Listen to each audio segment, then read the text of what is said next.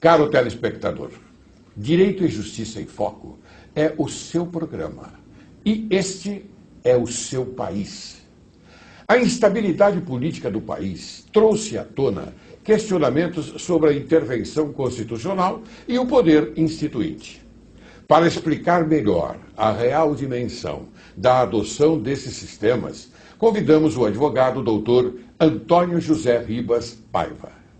Pós-graduado em Direito Econômico pela Fundação Getúlio Vargas em São Paulo, palestrante e conferencista na Escola de Comando e Estado-Maior do Exército, presidiu a União Nacionalista Democrática, fundou e presidiu a Associação Nacional de Proteção às Vítimas de Explosões e Desabamentos, fundou e preside a Associação dos Usuários de Serviços Públicos, fundou a Associação de Parentes e Amigos das Vítimas de Acidentes Aéreos.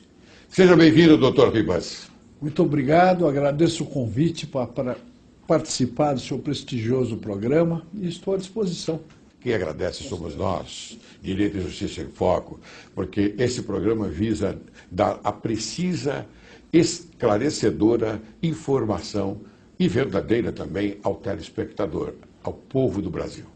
Muito bem, vamos à primeira pergunta. Por favor, esclareça para o telespectador o que é intervenção constitucional. A intervenção constitucional é um remédio que o legislador constitucional estabeleceu para que, em caso de vácuo político-institucional, como ocorre no momento, a instituição Estado seja preservada dos predadores. Eu explico melhor. O artigo 142 da Constituição, que trata da destinação das Forças Armadas, ele estabelece que as Forças Armadas destinam-se à defesa da pátria e à garantia dos poderes constitucionais. Garantia dos poderes, não dos integrantes dos poderes. Quando os integrantes dos poderes constitucionais não estiverem procedendo de acordo com os parâmetros legais e constitucionais, compete às Forças Armadas, principalmente o Exército, que é a Força Terrestre, intervir para restabelecer as instituições. Então, é um remédio constitucional e uma ferramenta da sociedade para que a consecução do bem comum se concretize. Muito bem, eu entendo pela sua explicação que é para proteger a Constituição Federal e também para proteger o povo. É correto isso? Sem dúvida, porque a Constituição é a Convenção do Condomínio Brasil. Sim. Que existe para que as pessoas possam, na sociedade, conviver em paz e com segurança do direito, que é a essência da democracia. Então, na realidade, não é propriamente defesa da Constituição, porque a Constituição é a carta política, é a defesa dos poderes constitucionais. Muito bem explicado. Então, me diga como e em quais condições pode ocorrer, não é, a intervenção constitucional. Veja, a legislação estabelece a forma como isso pode ocorrer. E a Constituição de 88, no seu artigo 85, ela elencou os ilícitos de responsabilidade ensejadores de uma intervenção. Perfeito. Agora, vamos imaginar o seguinte: qualquer dos poderes da República pode solicitar uma intervenção às Forças Armadas. Agora, se nenhum desses poderes solicitar a intervenção, no caso de um ilícito praticado pelo primeiro mandatário, então, de ofício, os comandantes das Forças Armadas devem cumprir o seu dever. Não há necessidade de convocação, a não ser no caso da defesa da lei e da ordem, que é uma competência estadual. Então, mas na questão da defesa da pátria e da defesa e da garantia dos poderes constitucionais, não há necessidade de convocação. Não? Não. Mas eu tenho uma pergunta a fazer no sentido de se por acaso, se porventura ocorrer uma desordem eu digo em desordem, no segmento importante da Constituição brasileira, haverá, então, condições dessa convocação das Forças Armadas para que ocorra uma intervenção constitucional? Sim, a convocação é prevista no próprio artigo 142. Sim. Mas, principalmente, na parte que trata da defesa da lei e da ordem, como eu disse, que é Sim. competência estadual.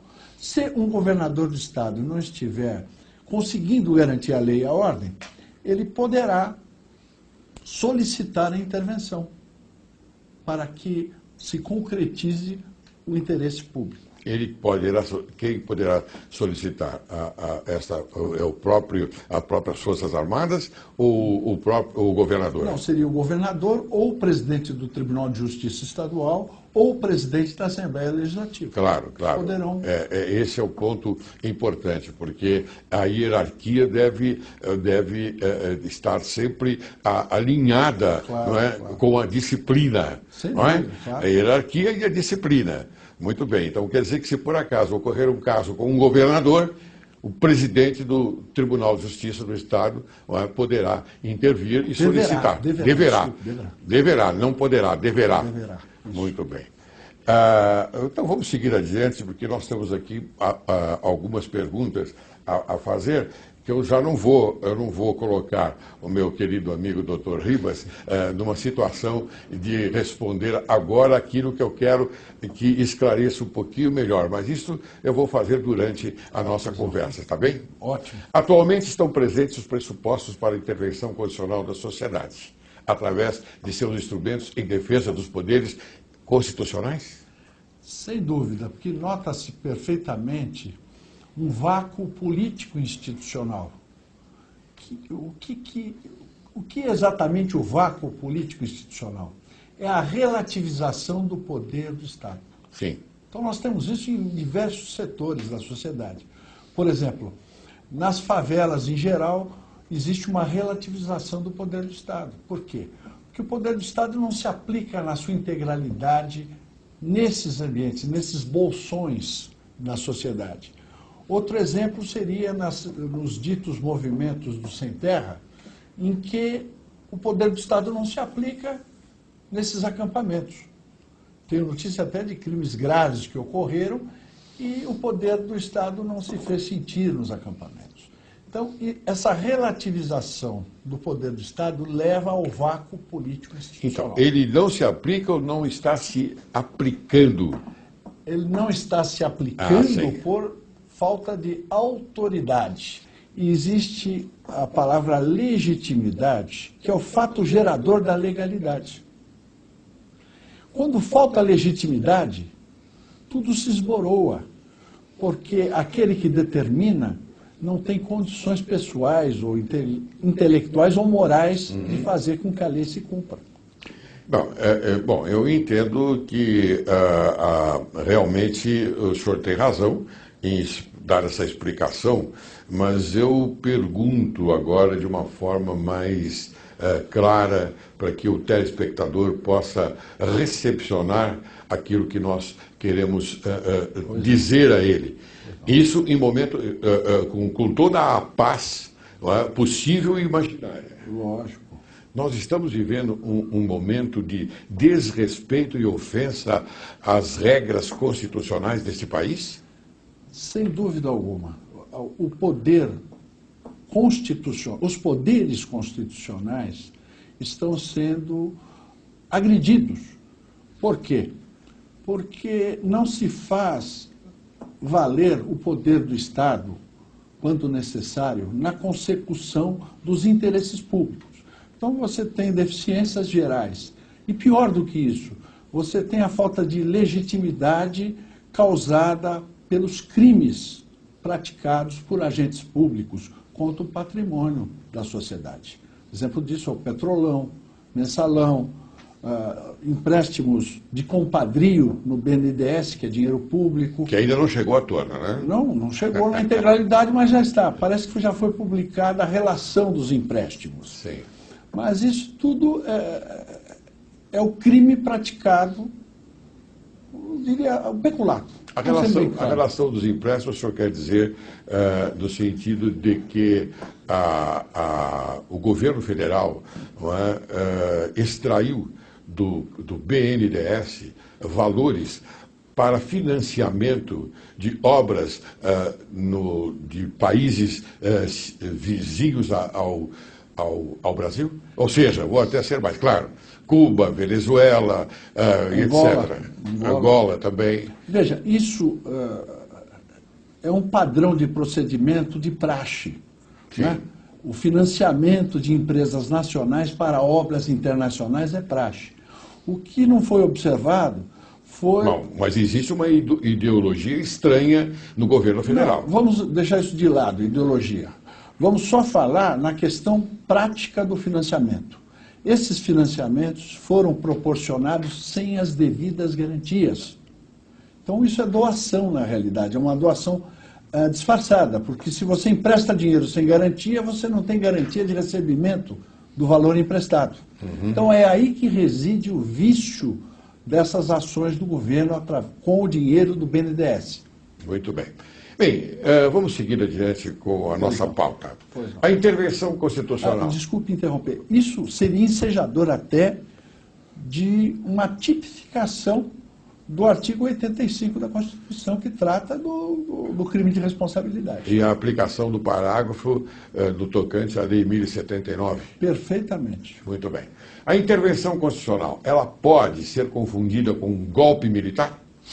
Não, porque ela é um instrumento da sociedade para intervir no processo político partidário e no governo quando as coisas não vão bem. É o que ocorre nesse momento. E veja, nós temos sempre que pensar que o parâmetro da autoridade é a legalidade. Sim. Então, tudo o que se tratar da relação povo-poder tem que ser dentro da mais estrita legalidade. Certo. E é por isso que o legislador constituinte, ele estabeleceu esta forma de intervenção. Sim. Quando ele atribui a responsabilidade das Forças Armadas, que são instrumentos da sociedade. Porque lá não temos marcianos. As Forças Armadas são compostas por brasileiros. Não é? E existe assim na sociedade uma tendência, não sei se por influência de mídia, de considerar um militar como se ele fosse um extraterrestre. Não é. Ele é um brasileiro que cumpre uma função pública, só isso. Sim, mas eu gostaria que você explicasse, doutor Ribas, ao telespectador, porque é um pouco complicado. Quando você fala em golpe militar e quando você fala em militar, propriamente dito, o povo às vezes não entende bem, porque não está na recepção política do povo. Porque nós, lamentavelmente, não temos...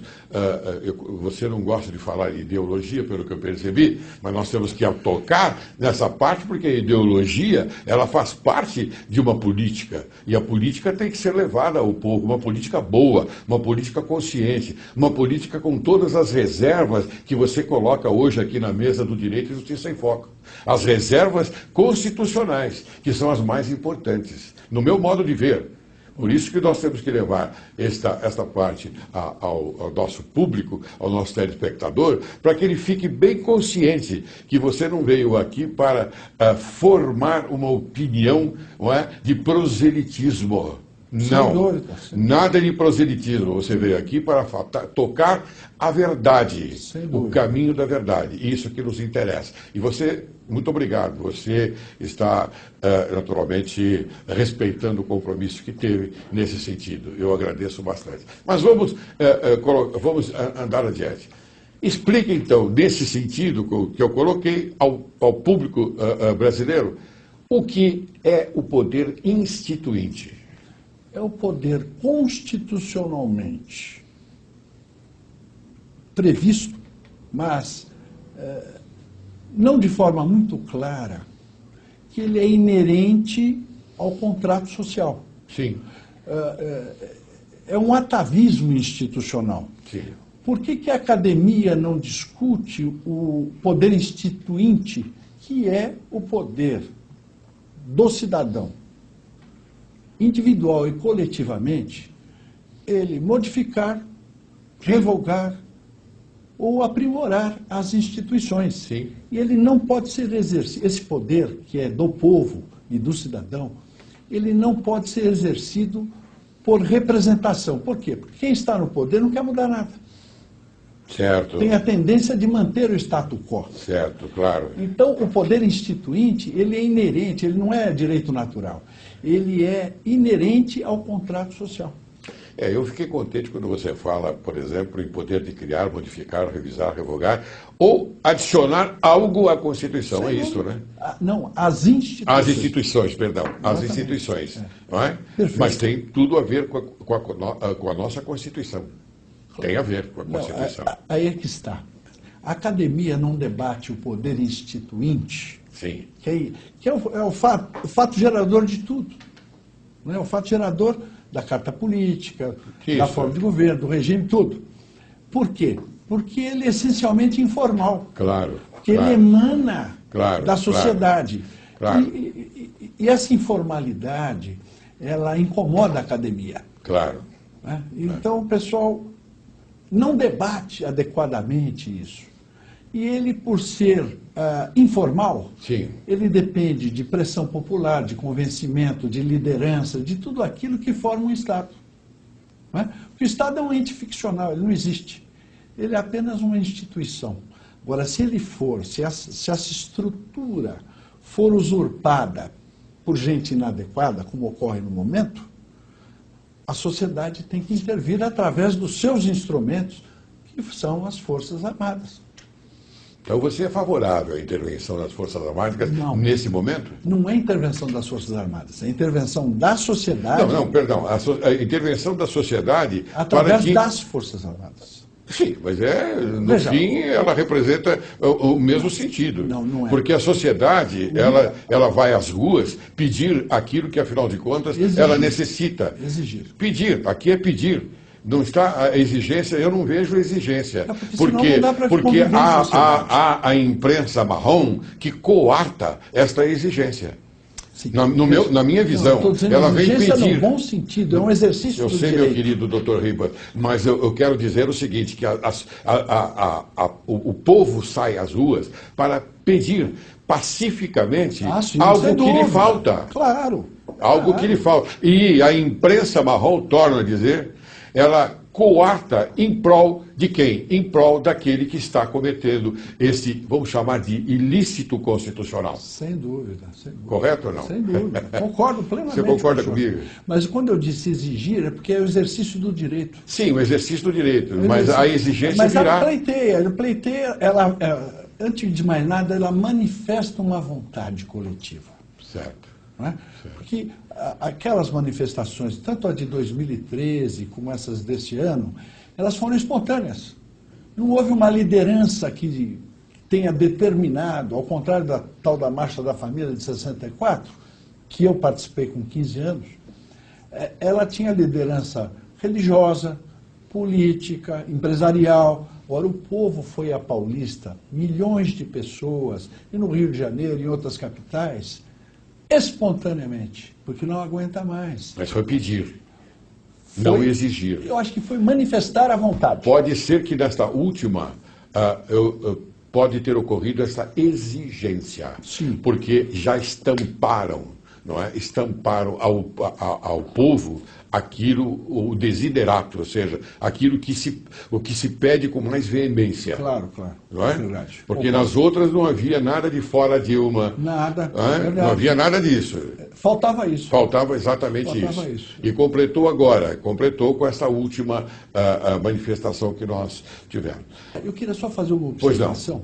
Seguinte, não é que eu não preze as ideologias, eu as considero apenas ferramentas de poder, que são instrumentos de exercício do poder, que não são garantidores da democracia, que é a segurança do direito. Então é por isso que eu faço restrições a qualquer ideologia de direita ou de esquerda.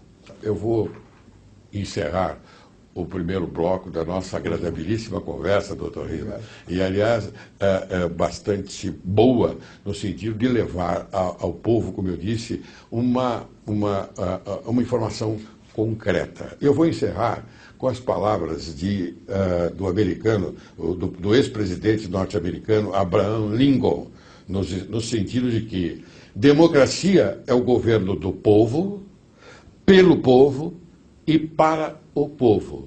Após a sua palavra, eu vou chamar o intervalo. O senhor concorda? Concordo. Você aguarde que logo, logo retornaremos. Artigo 142, Constituição Federal. As Forças Armadas constituídas pela Marinha, pelo Exército e pela Aeronáutica são instituições nacionais permanentes e regulares, organizadas com base na hierarquia e na disciplina, sob a autoridade suprema do Presidente da República e destinam-se à defesa da pátria, à garantia dos poderes constitucionais e, por iniciativa de qualquer destes, da lei e da ordem. Correto, doutor? Perfeitamente. Muito bem.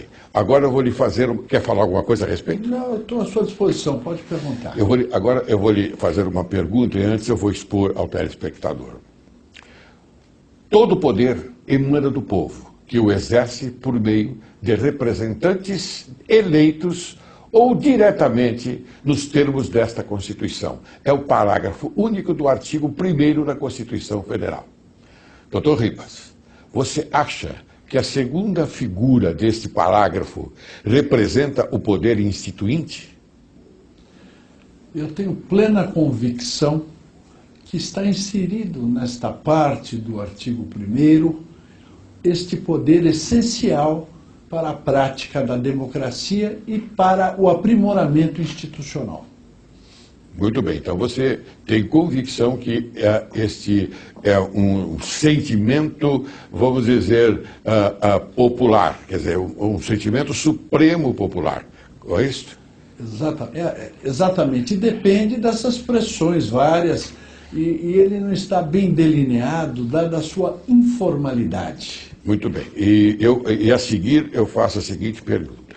As manifestações podem ser consideradas uma forma de poder instituinte? É o exercício do poder instituinte. Perfeitamente. É a manifestação da vontade e das necessidades que o povo precisa dentro dos parâmetros legais. Ou diretamente nos termos desta Constituição. Exatamente. Porque é o povo que se manifesta. Exatamente. Você só não concorda comigo quando eu digo pedir e você diz que é exigir. É porque é direito. Uma questão de verbos aí, né? Claro, mas é direito. Mas, veja, você não é suplicante no exercício do direito. Sim. A não ser quando você pleiteia em juízo. Agora, a informalidade desse direito e deste poder, ela se manifesta através de uma exigência popular, que o povo não suporta mais. Na Argentina ocorreu isso. O exemplo mais... mas a Argentina é como o Brasil também, né? Não, mas lá ocorreu.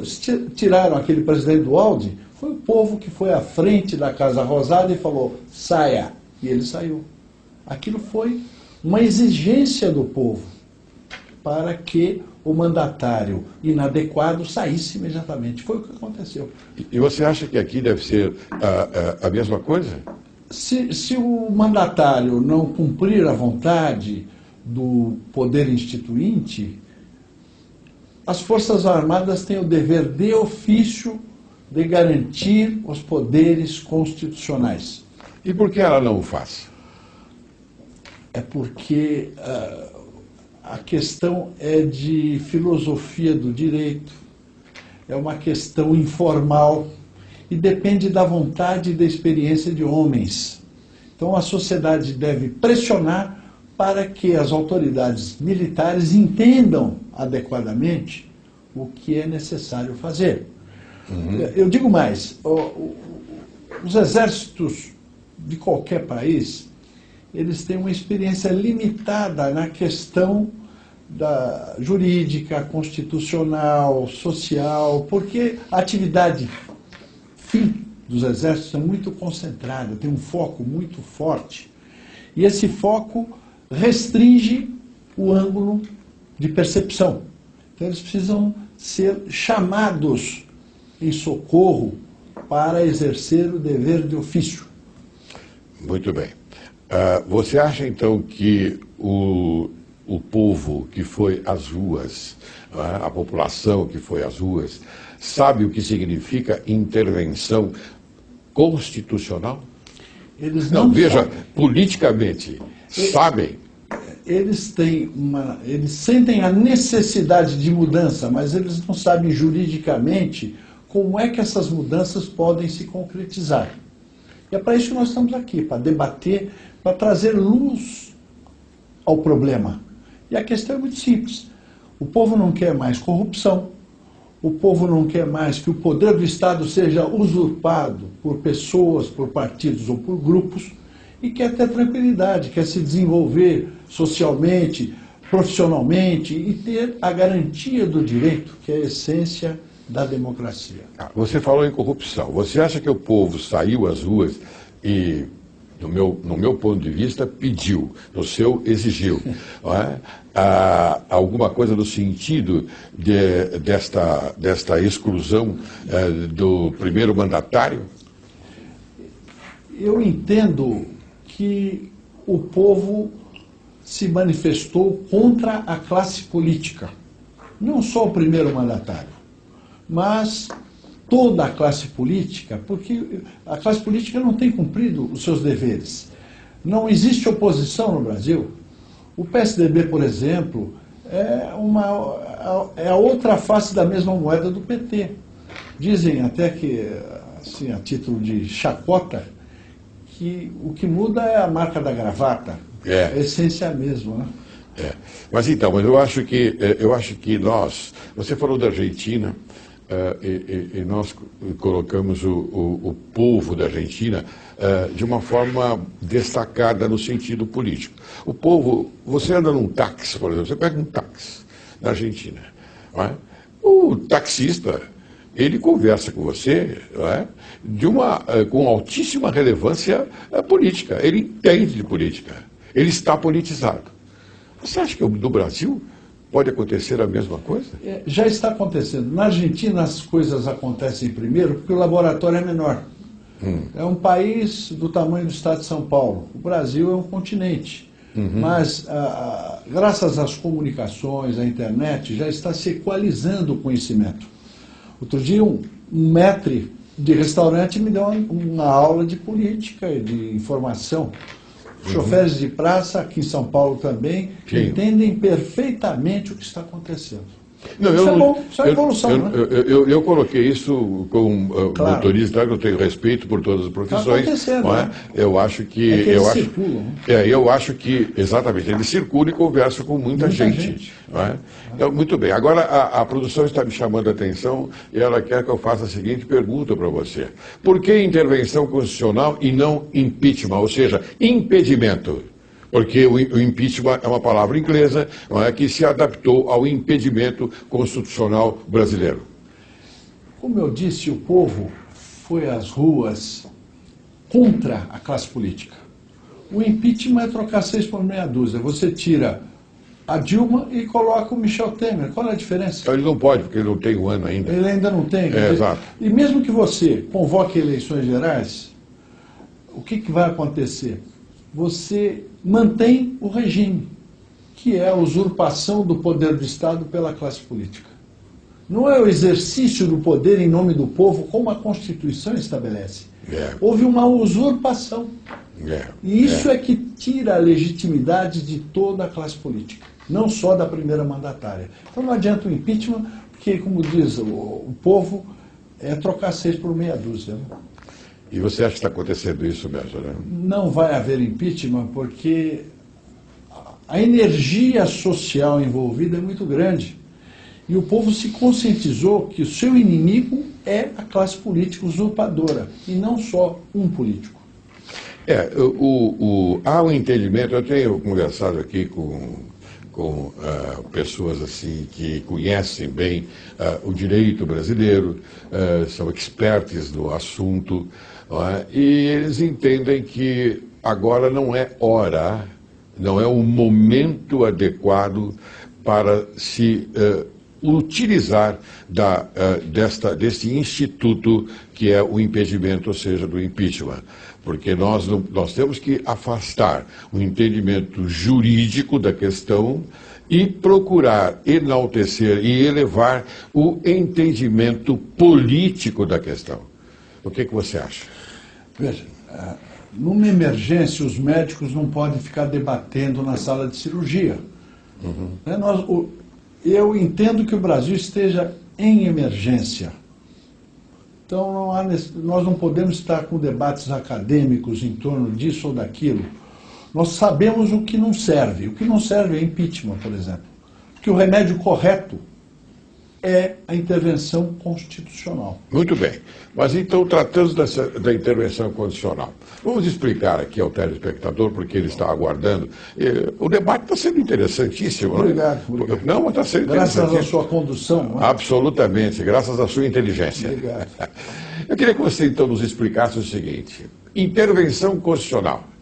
Quem governa?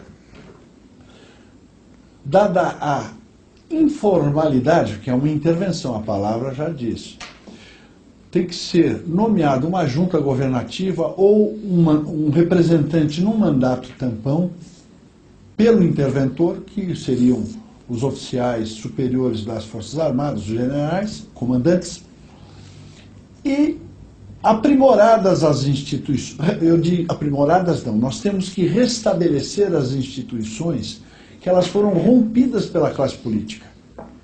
Então, compete ao interventor restabelecer as instituições e convocar eleições gerais, impedindo aqueles que agiram mal, logicamente, que não poderiam concorrer. Bom, mas eu pergunto... Isso é informal. Sim, eu pergunto. Será que as Forças Armadas estão de pleno acordo com essa intervenção constitucional? E se eles têm um staff altamente compatível para colocar da forma como você se manifesta? Olha, o eleito é o melhor entre iguais. No Brasil nós temos uma população de mais de 200 milhões de habitantes. E vou perguntar mais ainda. Eu gostaria que você me dissesse se nós temos alguém, não é, similar à integridade moral e à dignidade de um Castelo Branco. Um general Castelo Branco. Veja, a integridade eu concordo, mas ele realmente deveria ter tomado outras... Não, a condução dele. A integridade é perfeita, de acordo com a consciência dele.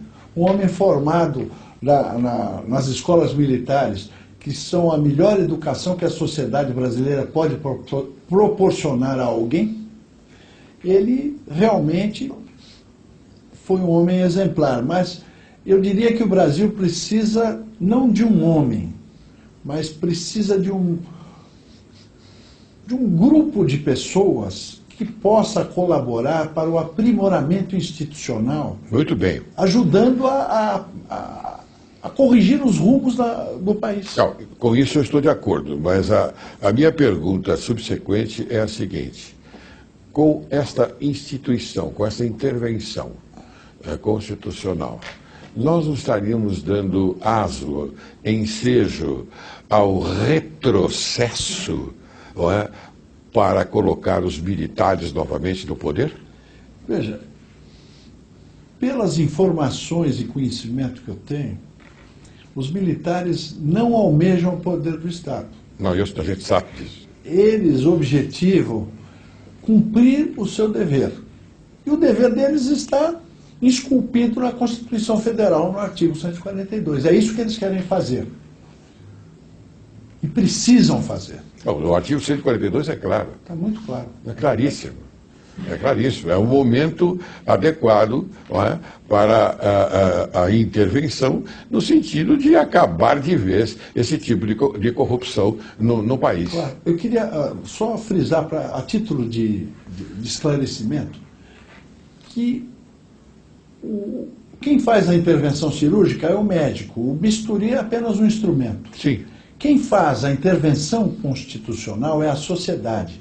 As Forças Armadas são o bisturi dessa intervenção. Elas o fazem em nome da sociedade, não em nome próprio. Você é um homem inteligente, você é um homem que conhece bem a matéria e sabe muito bem que nós estamos vivendo. Eu volto a falar uma coisa que você não quer que eu fale, mas eu sou obrigado a falar sobre a ideologia maléfica do marxismo, mal interpretada por esses atuantes, muito mal interpretada, porque Marx não queria nada disso. Marx não queria. Marx queria o trabalho. Ele se preocupava com o trabalho. E esses que estão aí não se preocupam com o trabalho. Eles, então, edificaram um exército vermelho, que na época chamou-se um exército vermelho daquilo que se pleiteava na época, lá atrás. Hoje, nós podemos comparar o MST como um exército vermelho do Lula? Não, porque baderneiro não é combatente, em primeiro lugar. Bem que ele gostaria, mas não chega a isso. E depois, não existe força adversa às Forças Armadas brasileiras em toda a América Latina. As Forças Armadas brasileiras são a melhor força armada que existe no continente latino-americano. Eu concordo com você, eu concordo. Bem, então vamos seguir adiante, que eu tenho uma pergunta muito importante a fazer. Você tem certeza absoluta que o telespectador está aguardando essa pergunta sobre o plebiscito. Qual o papel de um plebiscito para o poder instituinte? O plebiscito é insuficiente porque ele é limitado, não é? O poder instituinte ele é mais atávico, do ponto de vista institucional. Ele visa a mudança, ou o restabelecimento, ou a criação de novas instituições que sirvam aos interesses da nação brasileira. Agora, um plebiscito, ele tem uma ação muito restrita e ele pode ser conduzido por aquele que formula as questões plebiscitárias. Não é? Claro. É por isso que eu não concordo. Muito bem. Então, me diga uma coisa. Qual, então, a diferença entre presidencialismo, que é o atual, e o parlamentarismo? Eu quero ressaltar antes que, independentemente do sistema, o regime é democrático quando o sistema garante a segurança do direito, que é a essência da democracia. Então você pode ter um presidencialismo, um parlamentarismo, uma monarquia parlamentarista, se o sistema garantir a segurança do direito, é democrático. Agora, o regime parlamentarista, ele não é uma panaceia. Por quê? Porque ele cria um debate excessivo em coisas que não são essenciais. Sim. Não é verdade? Sim. Agora, o presidencialismo, qual é o principal problema do presidencialismo? É que o chefe, o presidente da República, ele confunde na mesma pessoa o chefe de governo e o chefe de Estado. E é difícil a pessoa que exerce o poder saber a diferença disso. Ou agir de acordo com as necessidades dessa dualidade. Não é? O parlamentarismo leva uma vantagem porque separa governo de Estado. Sim. Não é? Nós temos aqui um impasse, porque os sistemas conhecidos se baseiam na infalibilidade dos iluministas. Nós temos que criar novos caminhos, temos que suprir as necessidades do terceiro milênio. E eu não acho que tudo tenha se resumido à consciência iluminista, que para mim era até inocente demais. Por quê? Porque eles tinham excelentes princípios, mas eles não estabeleciam mecanismos. Sim. Muito bem. Eu gostaria agora, nós já, lamentavelmente, estamos para encerrar o programa, mas eu queria fazer uma pergunta-chave, uma pergunta bastante, na minha visão, importante. Você acha que os acontecimentos atuais, Dilma no aconchego do silêncio, afastada, e Michel Temer comandando o país, pergunto, significa um parlamentarismo branco? Não, isso é um remendo presidencialista que não satisfaz as necessidades do momento. Remendo presidencialismo. Exatamente. Muito bem. Pois é, telespectador. Hoje nós tivemos um programa diferenciado, porque trouxemos aqui um homem capaz, inteligente e qualificado para falar exatamente aquilo que nós estamos sofrendo na nossa intimidade, eu digo, do país.